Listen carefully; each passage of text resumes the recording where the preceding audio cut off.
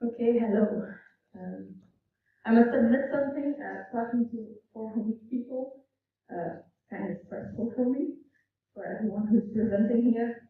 So let's see what is stress does to my body. So all you people are staring at me, the clock is ticking, and this sends a signal to my brain. And my hypothalamus gets active, sends a signal to my pituitary gland, which sends on its turn signal to my adrenal glands. And these adrenal glands will produce cortisol. Cortisol is a known stress hormone in the humans, and it will travel through my blood and it will have effect on different organs. So, for instance, my heart is beating really fast now due to the cortisol. My brain maybe have a blackout due to the cortisol. So all different effects of cortisol. So we are here to study marine species. So the flatfish, common death in this case, has exactly the same hormonal axis that causes the production of cortisol. Two differences. First of all, I assume that the flatfish will not be stressed by talking to 400 people. And secondly, the outcome, so the cortisol gets produced by the interrenal cells. These are exactly the same cells as in our adrenal glands, except they are not organized in a gland. So exactly the same happens in a flatfish and so a fish swims in the water, something happens and the fish gets stressed. So what happens to the cortisol levels? We have the normal daily variation in the cortisol levels.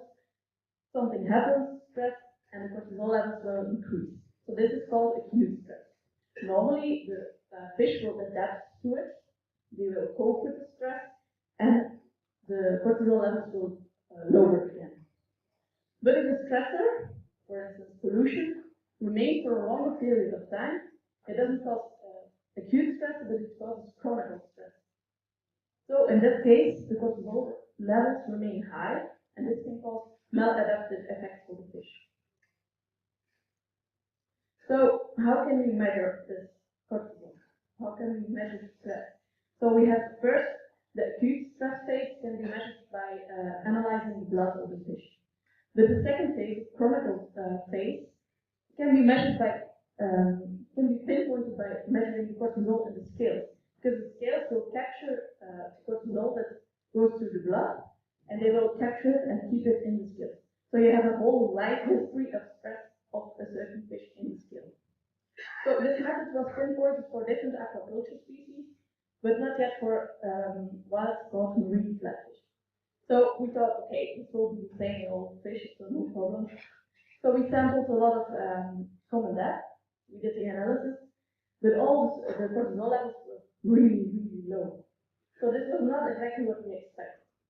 So we started asking questions. So can the flatfish, like any other aquaculture fish, capture this cortisol in the blood and store it in the scales? Or maybe they have a difference.